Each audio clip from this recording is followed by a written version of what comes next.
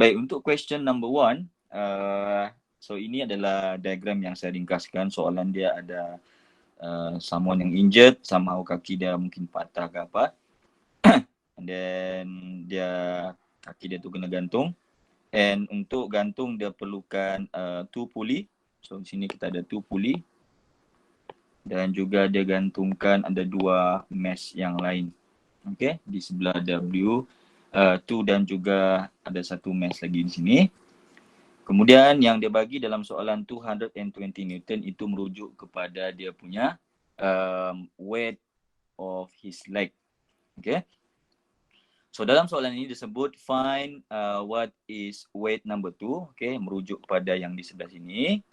Dan juga disuruh cari berapakah nilai angle untuk kita attachkan kita punya chord di sini.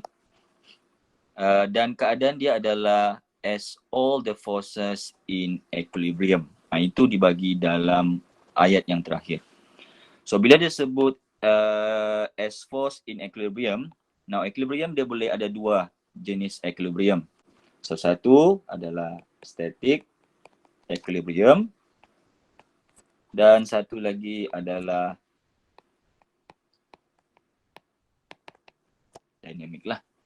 So apa beza static equilibrium dan juga dynamic? Static, of course kita tahu static ini maksudnya dia tidak bergerak lah. Tapi dalam masa yang sama dia ada forces yang bertindak ke atas objek tu. Okay.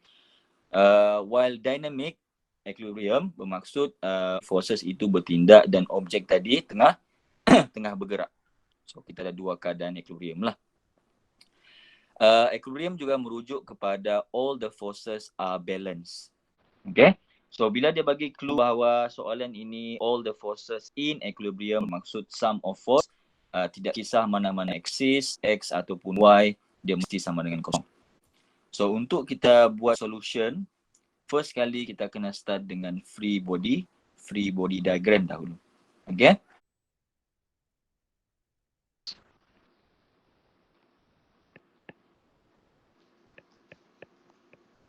Okay, so itu value dia punya weight yang pertama. Kemudian kita punya mesh ini juga ataupun kita punya blok ni ada a chord. Okay, dia ada tali di sini. So which mean kita akan ada tension. So tension dia akan acting along kita punya chord tadi dan dia adalah aware. So dia akan jadi T lah. Okay. Kemudian kita pergi pula kepada yang di sebelah kanan sekali.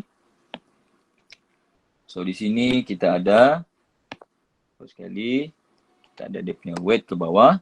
So ini kita tidak tahu dia unknown, so letakkan sebagai W2. Kemudian kita ada tension along this chord, dia juga moving away. So here will be T2 lah. Okay, let's say kita letakkan yang tadi ini adalah W1 and this is T1 and this will be. Okay, next kita pergi kepada bahagian yang tengah. Okay, bahagian tengah which is bahagian yang ini. So sekarang kita ada yang dibagi dalam soalan ialah kita ada the weight of the leg which is 220 Newton. And di sebelah point di sini, di tengah-tengah ini, kita ada 2 chord yang bercantum. Satu chord datang daripada kita punya T1 dan satu lagi chord datang daripada T2. Okay, dalam soalan ini dia tidak mention berkaitan dengan sama ada kita menggunakan chord yang sama. So basically dia bukan chord yang sama ya, dia tidak sama macam dalam soalan nombor 4. Dalam soalan nombor 4 kita nampak clearly dia menggunakan chord ataupun string yang sama, tapi dalam soalan ini tidak. Okay, so dia gantungkan dan dia menggunakan chord yang berbeza. Baik. Jadi dekat point tengah-tengah ini, kita akan nampak daripada sebelah sini kita ada T1 which is merujuk kepada kita punya tension, which mean along this chord dia akan ada T1. Okay. So since yang kita refer sekarang adalah point di tengah-tengah, bermaksud di sini juga akan ada nilai tension. And from chord yang sebelah kiri tadi, dia akan ada tension juga di sini. Okay, moving away from that point, and this will be labeled as T1. Sama juga untuk yang di sebelah kanan. Okay, di sini kita ada tension. Tension tadi bersambung dengan kita punya point. So di sini dia akan along that line. Dan ini akan menjadi T2. Okay, so kita ada forces. So of course kita akan gunakan Newton's second law. So sum of force untuk kita punya body yang di sebelah kiri dahulu kita akan tengok. Sum of force is equal to MA. But since dia adalah dalam equilibrium, dan di sini saya sudah masukkan bahawa equilibrium dia sum of force mestilah kosong. Bermaksud dia akan jadi sum of force sama dengan kosong. Now untuk body mass di sebelah kiri sekali, kita ada dua force yang bertindak di sana. Kita ada T1 dan kita ada W1.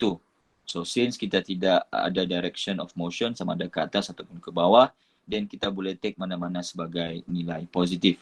Dan salah satu dia akan jadi negative because one of them ialah dalam opposite direction. So for this one, saya akan letakkan maybe T1 sebagai positif and then dia akan minus W1 and then is equal to 0. Okay. Kemudian T1 will be equal to W1. So which mean T1 saya adalah 10 Newton. Next, saya pergi kepada body mass ataupun kita punya weight di sebelah kanan sekali yang saya tandakan sebagai marker warna merah. So again, dia adalah sum of force equal to MA initially, but since dia adalah dalam equilibrium, so sum of force akan menjadi kosong. So how many forces acting dekat kita punya body mass yang kedua? Kita ada T2 dan juga kita ada W2. Okay, so since tidak ada motion, dia dalam equilibrium, okay, dia tidak bergerak, it's not moving. Jadi T2 minus W2 is equal to 0. Okay, and then kalau kita rearrange, so T2 kita bawa W2 ke sebelah. Kemudian baru kita akan pergi ke sebelah tengah. Di sebelah tengah tadi kita ada nilai T1 dan juga T2. So since daripada sebelah kiri kita sudah tahu bahawa nilai T1 110 Newton. So kita boleh substitute di sinilah. So T1 adalah 110 Newton. T2 remain unknown dan juga alpha. Okay. So saya akan ambil kita punya yang ini, value ataupun kita punya free body diagram. Di tengah-tengah ini dan kita akan kira di muka surat yang baru. Okay, so sekarang ini keadaan kita punya forces yang bertindak di tengah-tengah tadi adalah dalam lukisan yang saya bagi di sisi of free body diagram. Kemudian apa yang berlaku ialah kita kena resolve. Okay, so kita kena resolve. So bila kita resolve bermaksud kita akan pecahkan dia mengikut axis dan juga komponen. Baik, dalam keadaan ini kita lagi senang untuk kita pecahkan mengikut X dan juga Y sebab kita punya axis sekarang dalam keadaan menegak begini, tidak macam dalam inclined plane yang saya tunjukkan dalam video. Okay, so saya akan gunakan X dan juga Y komponen ataupun Y axis. So untuk yang 110 Newton dahulu, so saya akan pecahkan dia. Satu ialah dia akan pergi dia akan pergi ke atas dan satu lagi komponen dia akan pergi ke sebelah kiri. Okay. So untuk yang pergi sebelah kiri, kita nampak di sini angle kita ada 40 degree. So di sini dia akan menjadi 110 cos 40 and dia ke sebelah kiri bermaksud dia akan jadi negatif. Nah, untuk yang pergi atas, of course dia akan jadi positif dan dia tidak ada angle, so kita just boleh masukkan 100 sin 40 degree. Okay. Kemudian kita akan resolve pula untuk T2. Okay, T2. First, dia punya komponen adalah ke sebelah kanan, over here. And ini kita akan letakkan dia menjadi T2 cos alpha. So dia ke kanan, dia akan jadi positif. Kemudian yang kedua dia akan pergi ke atas. Okay, so sini dia akan jadi positif T2 sin alpha. So bila kamu sudah dapat komponen-komponen ini, kita boleh pecahkan dia. So solution kamu boleh letakkan di dalam table. Kalau kamu merasa lebih kemas, boleh letakkan dalam table. Ataupun kamu just work out menggunakan equation yang biasalah. Okay. So kita recall balik tadi equation. Since dia adalah dalam equilibrium, so sum of force akan menjadi kosong. Which mean ini kita akan apply untuk kedua-dua axis. Which mean dekat sebelah x-axis, sum of force untuk x akan menjadi kosong. Dan juga sum of force di sebelah y juga akan menjadi kosong. So both axis dia akan jadi kosong.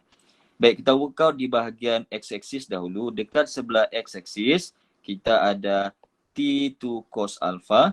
Dan juga kita ada negative 110 cos 40 degree.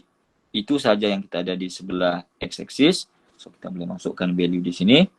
So T2 is positive.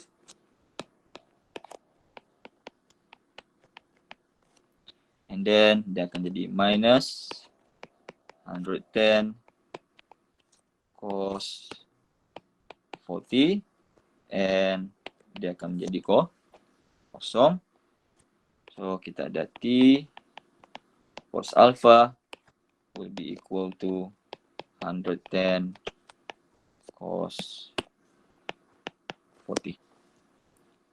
So T cos alpha is equal to 84.26 Newton. Okay. So T dengan alpha masih lagi kita tidak tahu berapa value dia. It's okay, just leave it. Okay, sekarang kita work out di sebelah Y pula. Baik, di sebelah Y kita ada 3 forces di sana. Satu ialah 110 sin 40, T2 sin alpha, and also 220 Newton. So since kedua-dua komponen ini tadi yang datang daripada 110 and also T2 dia ke arah atas, so kita akan assume dia akan jadi positif. And this 220 dia opposite dia ke arah bawah, so dia akan jadi negatif. Saya ada 100 and sin 40. And then of course dia akan plus lah dengan T2 sin alpha. And then dia akan minus dengan 220. And semuanya adalah dalam equilibrium. So dia akan jadi kosong lah. Okay. So kalau saya letakkan saya punya T2 sin alpha dekat di sebelah kiri. Dan yang dua value lagi saya bawa ke sebelah kanan. Okay, saya boleh dapat di sana dia menjadi 149.29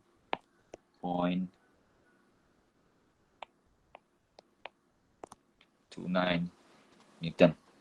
So daripada X komponen saya akan dapat dia T cos alpha value ini. Dan di sebelah Fy saya dapat T2 sin alpha 149. Okay. So bila kita dapat kedua-dua value begini, since kita masih lagi belum dapat individual value, kita tidak dapat berapa nilai T dan kita tidak dapat berapa nilai alpha. Okay.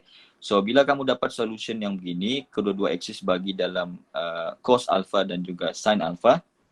So apa yang boleh kita buat ialah kita boleh proceed dengan menggunakan tangent. Di mana kalau saya seperti ini gitu. Okay. Di mana kalau saya letakkan T2 sin alpha, kita divide dengan T2 cos alpha. Okay. Ini dalam trigo kita belajar kalau dia sin bahagi dengan cos dia akan jadi tangent. Dan di sana juga kita boleh cancel out nilai T2. So ini akan menjadi tangent lah. So dia akan menjadi tangent alpha which is equal to, kita ambil value T2 tadi which is 149.29 we divide with 84.26. 81.26. So from there, kita akan kira nilai. Kita akan dapat nilai alpha which is tan -1. Okay, dalam kurungan ialah 1.77.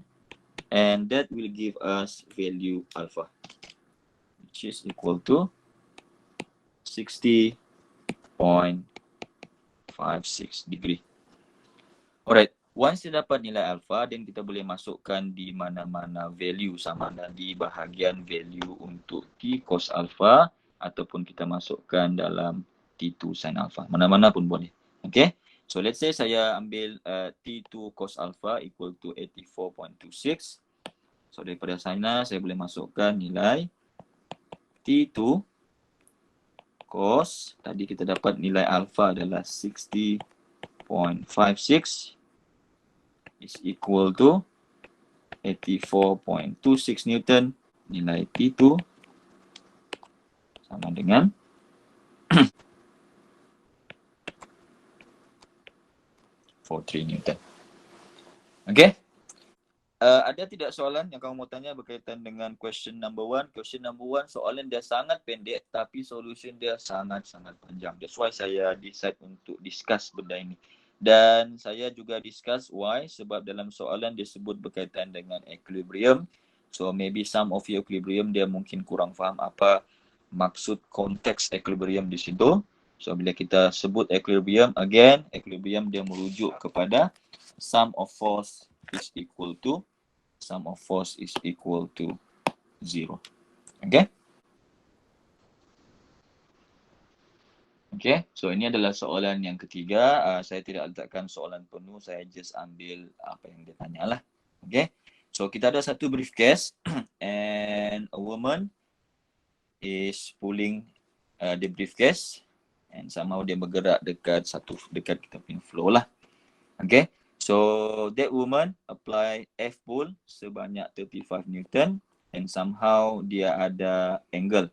Okay, so dia tarik ni, so F pull dia di sini dan kita ada angle theta. Kemudian kita punya flow tidak smooth, bermaksud dia adalah rough. Why? Sebab dalam soalan provide dia ada kinetic frictional force. So first kali ialah bila dia tarik, kita punya briefcase ini akan bergerak ke sebelah kanan, which mean that is kita punya motion. So motion kita ke sebelah kanan, of course kita punya frictional force akan sentiasa against lah, ataupun dia akan pergi opposite. So di sini friction itu adalah move ke sebelah kiri. So ini akan menjadi kinetic frictional force.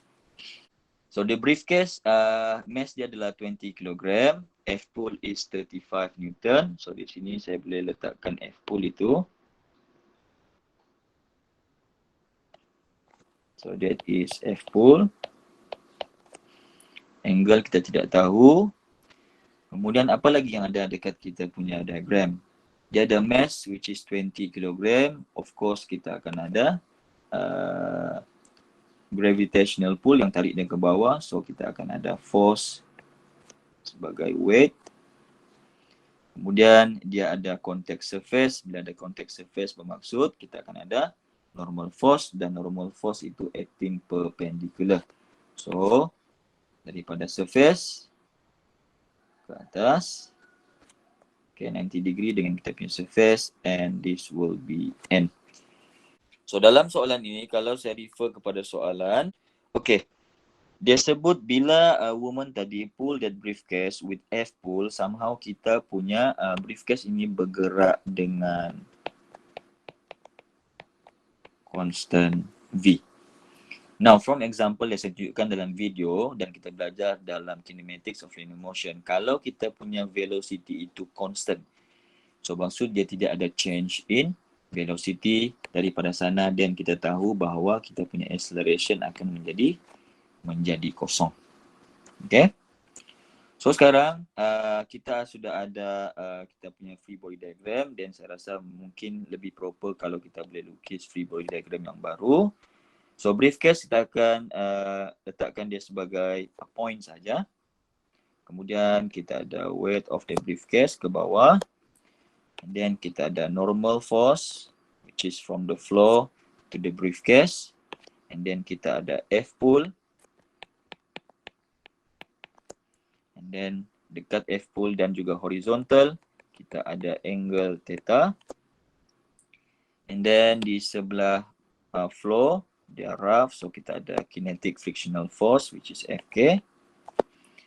And then motion kita sekarang ialah ke sebelah kanan, but somehow kita punya V is constant, therefore A kita akan menjadi kosong. So ini adalah solution bagi soalan free body diagram. Baik, kemudian yang kedua, soalan tanya find value of theta.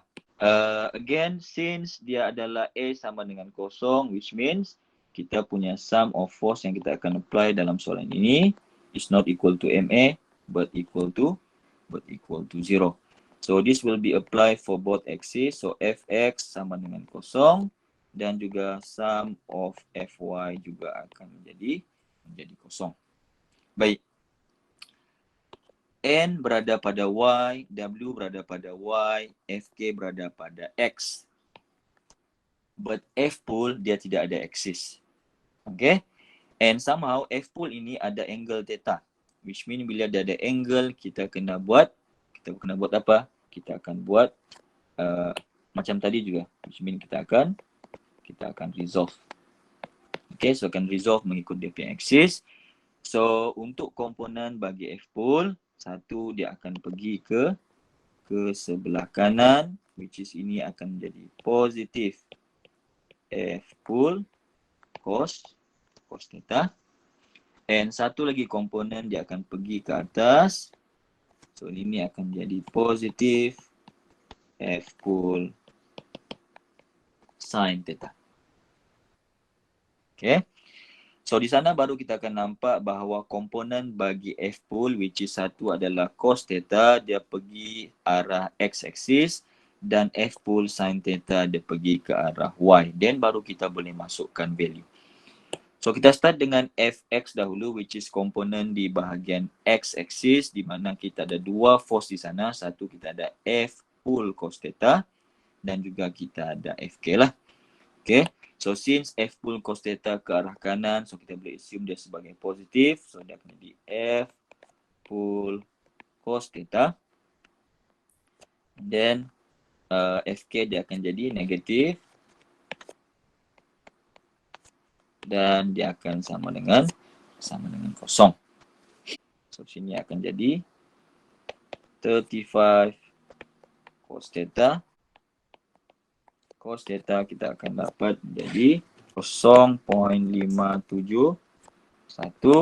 dan kalau kita rearrange kita akan dapat nilai theta adalah sebanyak, kita akan dapat dia 55.15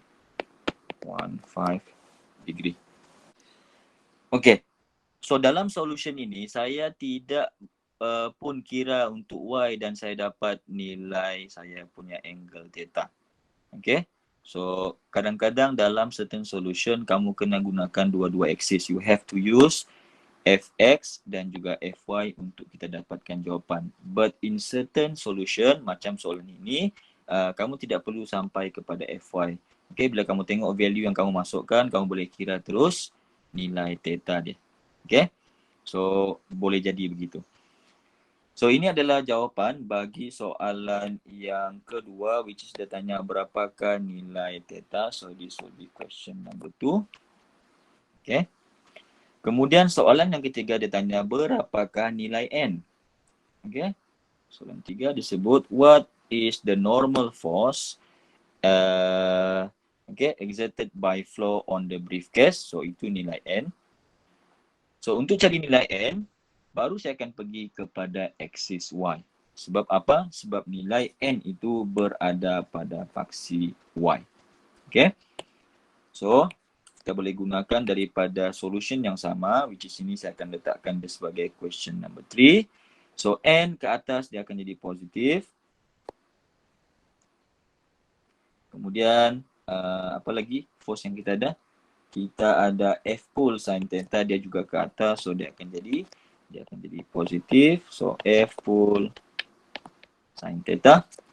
And then kita punya berat of the briefcase, the weight ke arah bawah.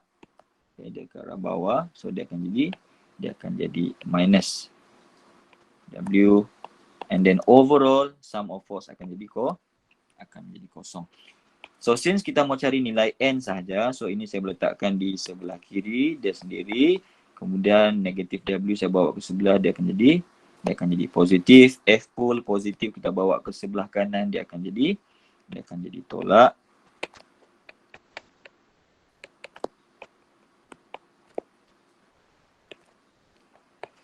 So weight tadi ialah M darab dengan G gravitational pull. Dia punya mass of the briefcase is 20 kg. So sini saya letakkan 20 U times with 9.81, that is gravitational pull. And then minus F pull tadi adalah 35. Sin N, our angle just now is 55.15 degree. So from there kita boleh kira nilai N. Okay, so our N, which is normal force exerted by flow on the briefcase, which is dia punya arah ke arah atas, value dia adalah 167.48 Newton. So here will be solution untuk soalan nombor 3.